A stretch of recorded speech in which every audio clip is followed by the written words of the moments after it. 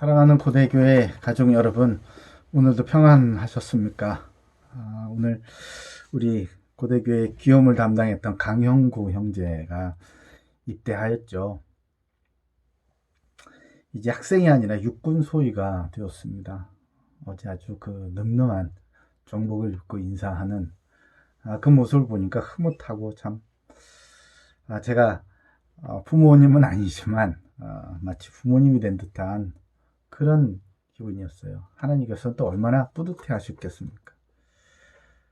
그리스도의 진가는 어려운 상황일수록 그 발휘되는 그런 모습을 볼 수 있습니다.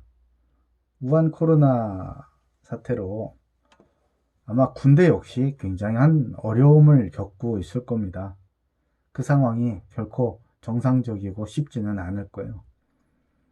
그러나 하나님께서 함께 하심으로 강영구 형제의 건강은 물론 육군 소위로서 누구보다 빛나게 군인의 사명을 잘 감당할 것으로 믿습니다. 그리고 고대교회 가족으로서 우리 모두 강영구 형제를 위해 기도해야겠습니다. 오늘 묵상할 말씀은 요한복음 2장입니다. 요한복음 2장 1절에서 11절 말씀입니다. 요한복음 2장 1절에서 11절 말씀 제가 읽도록 하겠습니다. 사흘째 되던 날 갈릴리 가나에 혼례가 있어 예수의 어머니도 거기 계시고 예수와 그 제자들도 혼례의 청함을 받았더니 포도주가 떨어진지라 예수의 어머니가 예수에게 이르되 저들에게 포도주가 없다 하니 예수께서 이르시되 여자여 나와 무슨 상관이 있나이까 내 때가 아직 이르지 아니하였나이다. 그의 어머니가 하인들에게 이르되 너희에게 무슨 말씀을 하시든지 그대로 하라 하니라. 거기에 유대인의 정결 예식을 따라 두세 통 드는 돌 항아리 6이 놓였는지라. 예수께서 그들에게 이르시되 항아리 물을 채우라 하신즉 아기까지 채우니 이제는 떠서 연 회장에게 갖다 주라 하심에 갖다 주었더니 연 회장은 물로 된 포도주를 맛보고도 어디서 났는지 알지 못하되 물도온 하인들은 알더라. 연 회장이 신랑을 불러 말하되 사람마다 먼저 좋은 포도주를 내고 취한 후에 낮은 것을 내거늘 그대는 지금까지 좋은 포도주를 두었도다 하니라.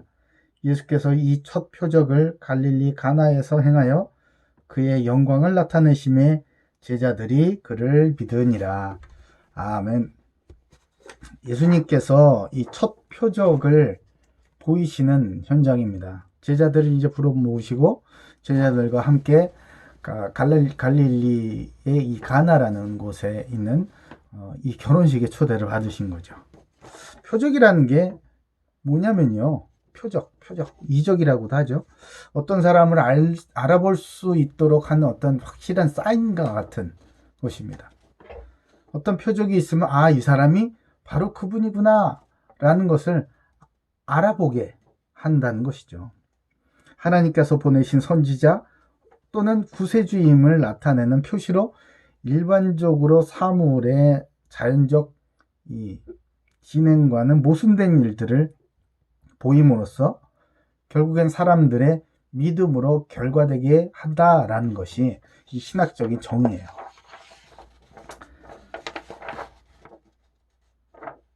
자연적인 진행과는 다른 모순된 일들을 보여준다. 그래서 이거 뭐 기적이 났다.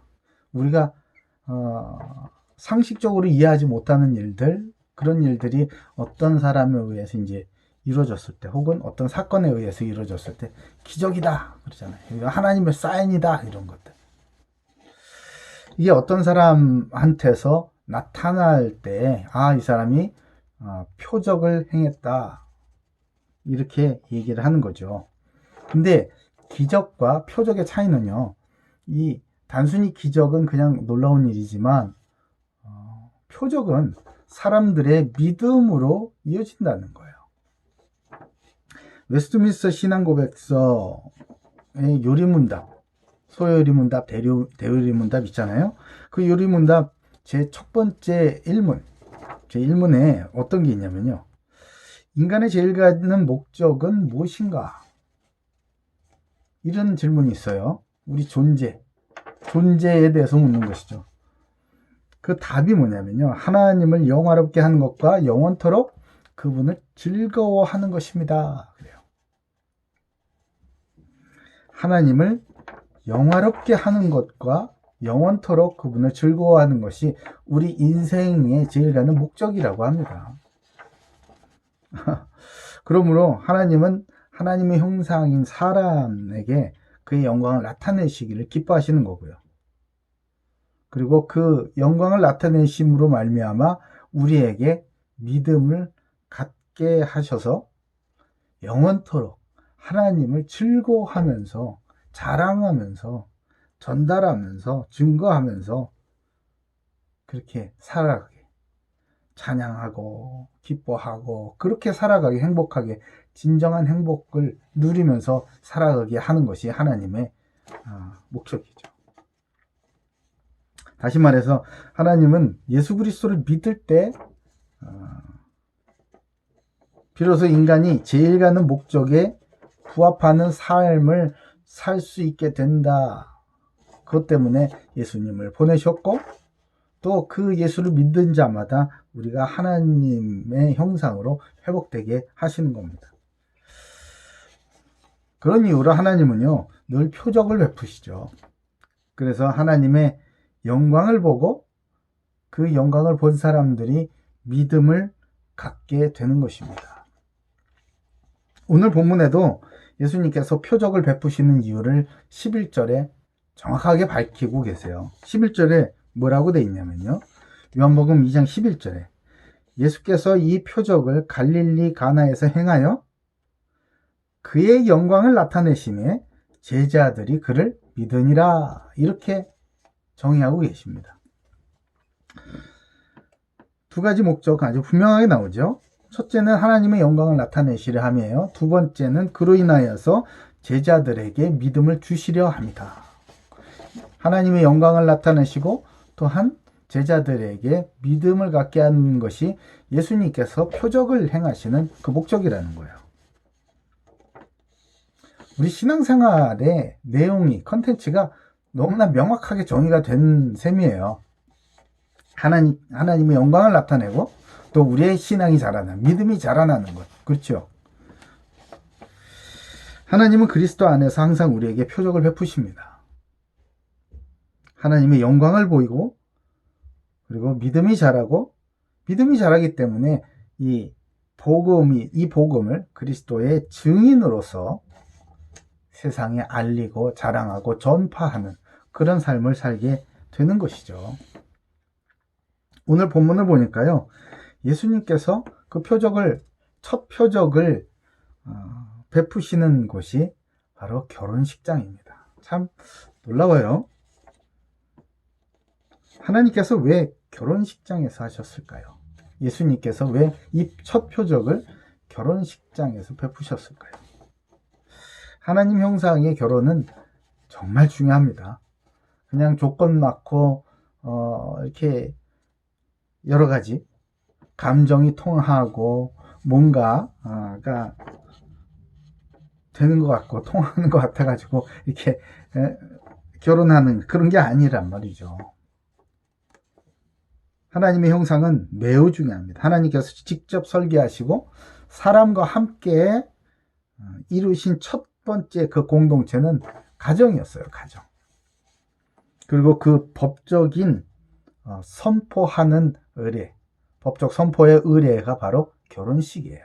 오늘 그 결혼식, 혼례가 있는 곳에서 첫 번째 표적을 예수님께서 베푸시는 거예요. 왜 그러셨을까? 하나님 안에서 한 남성과 한 여성이 한 몸을 이루는 그런 합법적 사랑의 언약 공동체를 이루는 것이 바로 이 결혼이기 때문에 그렇습니다. 그러므로 결혼과 그 결혼을 통해 이루어진 가정, 그 가정은요, 하나님의 영광을 나타내고 더 크고 견고한 믿음의 터전이 되는 것입니다. 그곳에서 그 다음 세대가 태어나고 양육받고 자라나게 되고 교육과 훈련과 하나님의 말씀을 또한 공부하게 되는 것이죠. 그래서 우리보다 더 크고 강한 믿음의 세대들이 그 믿음의 가정을 통해서 일어나게 되는 것 아니겠습니까? 그 가문의 축복, 제가 늘 얘기하는 복음의 명문가가 바로 이 결혼의 축복서부터 시작이 되는 거예요. 그래서 예수님은 그 첫 표적을 보이시려고 가나의 결혼식에 가시게 된 겁니다. 사랑하는 고대 교회 가족 여러분, 우리 청년이 많잖아요. 여러분들의 결혼에 놀라운 하나님의 축복이 있기를 예수님의 이름으로 축복합니다.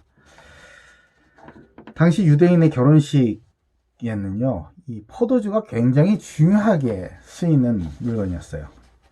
필수품 품목 중에 하나인 거죠. 그러니까 좋은 포도주가 없으면은 이건 좋은 예식이 아니고 그 하객들의 축복을 받을 수가 없고 또 하객들을 대하는 예도 아니었다고 합니다.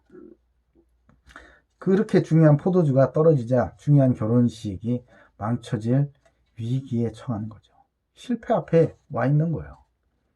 이런 어려움을 보고 예수님의 어머니 마리아가 예수님께 도움을 청합니다. 사랑의 예수님, 우리가 보통 아는 예수님은 그냥 앞뒤 안 가리고 막 다 도와주실 것 같은데 그렇게 안 하세요.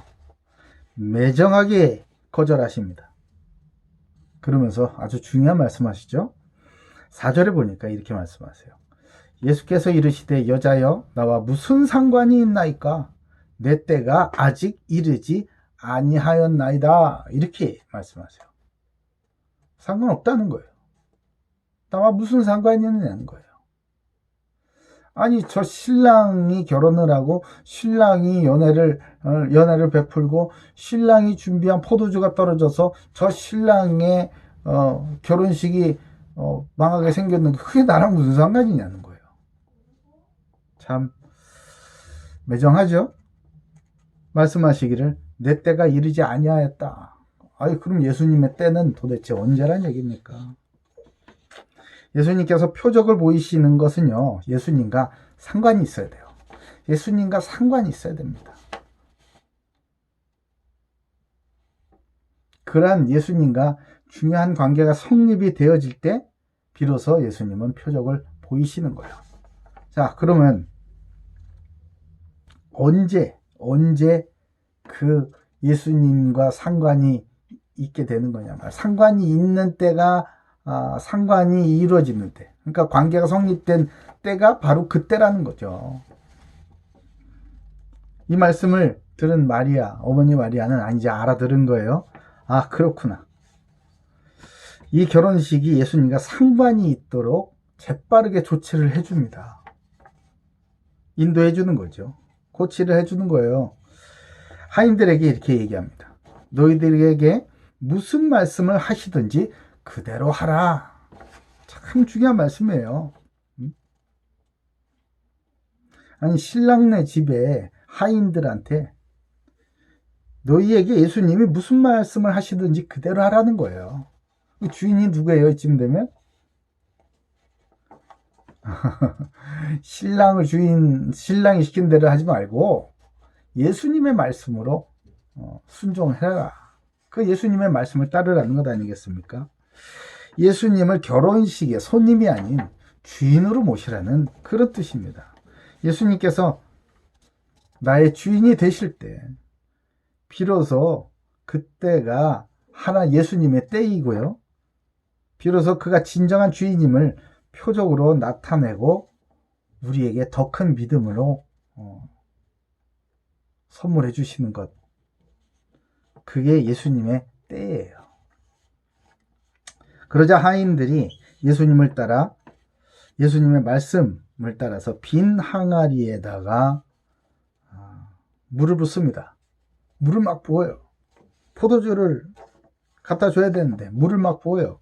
시키는 대로 하는 거죠. 별 생각이 다 들었을 거예요. 그러나 예수님의 말씀을 따라서 그 하인들은 그 물을 다시 떠서 연회장, 그러니까 거기에 온 하객들을 대표하는 사람이겠죠. 이 연회를 주관하는 사람, 이 사람에게, 연회장에게 가져다 주니까 이 연회장은 그 신랑에게, 그 결혼식의 주인공으로 알고 있는 그 신랑에게 찾아갑니다. 모르니까, 예수님이 하신 일인지 모르니까 신랑에게 찾아가서 놀라운 말을 해요. 10절에 이렇게 얘기합니다. 말하되 사람마다 좋은 포도주를 내고 취한 후에 낮은 것을 내거늘 그대는 지금까지 좋은 포도주를 두었도다 하니라. 이렇게 얘기합니다. 처음에는 좋은 것을, 맨정신이니까 좋은 걸 줘야죠. 욕 안 먹으려면. 좋은 것을 주다가 나중에 갈수록 나빠진 것, 나쁜 포도주를 내는 것, 그게 이제 일반적이라는 거죠. 그런데 어떻게 이 결혼식은 지금까지도 좋은 것을 줄 수가 있냐, 어떻게 갈수록 더 좋은 게 나오냐 라고 아주 큰 칭찬을 합니다. 최고의 연애다, 최고의 결혼식이구나, 이렇게 칭찬을 하는 거예요. 만약에 말이에요, 신랑이 아직도 주인 노릇을 하고 예수님을 그냥 저기 찾아오신 손님 중에 한 분으로 그냥 앉아 계시라고 그러고 그렇게 여겼으면 이런 칭송이, 이런 반전이 있겠습니까?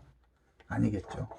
그 결혼식은 망하고 실패하고 그 하객들은 불만에 차고 불쾌했을 거예요. 복음은요, 여러분, 생명을 얻고 더 풍성히 얻게 하려는 것이 예수님이 우리에게 오신 것 아니겠습니까? 이게 복음이에요. 이게. 그렇기 때문에 가면 갈수록 더 풍성해지고 가면 갈수록 더 좋은 것이 나오는 것은 당연한 일입니다.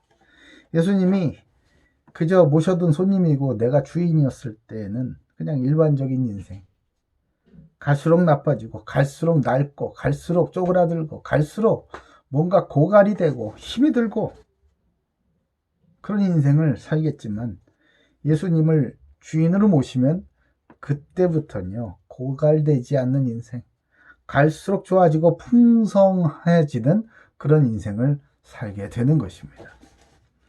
예수님을 주인으로 모신다는 것, 그게 무엇을 의미합니까? 바로 주님의 말씀에 순종함을 이야기합니다. 순종하지 않으면서 무슨 주인이라고 할 수 있겠습니까?